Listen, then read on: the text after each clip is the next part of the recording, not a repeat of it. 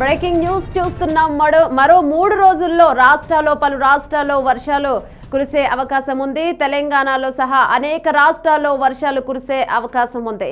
Arabia సముద్రంలో ఉపరితల ఆవర్తనం ఇది అల్పపీడనంగా మారే అవకాశం. ఇక బంగాళాఖాతంలో కూడా మరో ఉపరితల ఆవర్తనం ఇది కూడా అల్పపీడనంగా మారే అవకాశం ఉంది. ఇక తెలంగాణతో సహా పలు రాష్ట్రాల్లో 3 రోజుల పాటు వర్షాలు కురిసే అవకాశం ఉంది.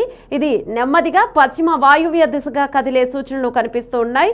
అయితే బంగాళాఖాతంలో ఉపరితల ఆవర్తనం అల్పపీడనంగా మారి పశ్చిమ వాయువ్య దిశగా కదిలే సూచనలు పశ్చిమ బెంగాల్, ఉత్తర ఒడిశా, జార్ఖండ్ వైపు మెరిగే ఆలోచనలో ఉంది. ఐఎండీ అంచనా వేసింది. సముద్రం అలజడి నేపథ్యంలో ఉంది. ఇక నేడు మత్స్యకారులు ఎవరూ కూడా చేపల వేటకి వెళ్లరాదని ఐఎండీ అధికారులు హెచ్చరించారు. ఎందుకంటే సముద్రం అంతా అలజడిలో ఉంది, అల్లకల్లోలంగా ఉంటుంది. ఇలాంటి సమయంలో మత్స్యకారులు ఎవరైనా వేటకు వెళ్తే ప్రమాదం జరిగే అవకాశం ఉన్నందున ఐఎండీ సూచనలు అధికారికంగా చెప్పింది. ఇక నేడు, రేపు, ఎల్లుండి వచ్చే 3 రోజులు కూడా తెలంగాణ రాష్ట్రమే కాక పలు చోట్ల కూడా వర్షాలు అధికంగా కురిసే అవకాశం ఉన్నట్లు తెలిపింది.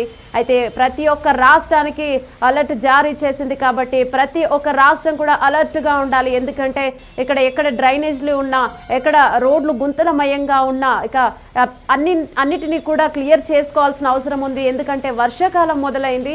ఈ సంవత్సరం ఋతుపవనాలు ముందే మొదలయ్యాయి. మనందరికీ తెలుసు, మేలోనే కొద్దిగా ఎక్కువగా వర్షాలు కురిశాయి తెలంగాణలో. అయితే మే మొదటి వారం నుంచే వర్షాలు ఎక్కువగా కురవడం, అలాగే జూన్లో కొద్దిగా తక్కువగా ఉన్న ఇక్కడి నుంచి ఈ జూలై నుంచి కూడా ఎక్కువగా వర్షాలు కురిసే ప్రభావం ఉందని తెలిపింది. కాబట్టి ప్రతి ఒక్కరు కూడా జాగ్రత్తగా ఉండాలి. ప్రజలు కూడా అన్ని అలర్ట్గా ఉండాలి. ఎక్కడికి పడితే అక్కడ తిరగడము, అంటే బయటికి దూర ప్రయాణాలు చేయడము, ఇలాగా బయటికి వెళ్ళే సూచన వర్షం పడుతుందా లేదా అని చూసుకొని వెళ్లాల్సిన ఆవశ్యకత ఎంతైనా ఉంది. ఎందుకంటే ఋతుపవనాలు ముందే వచ్చేసాయి. ఇక ఈ 3 రోజులు కూడా గట్టిగా వర్షాలు ఉంటాయని చెప్పింది. కాబట్టి వర్షాకాలం అంటే చాలా జాగ్రత్తగా ఉండాలి. ఎప్పుడు వర్షం పడుతుందో కూడా తెలీదు.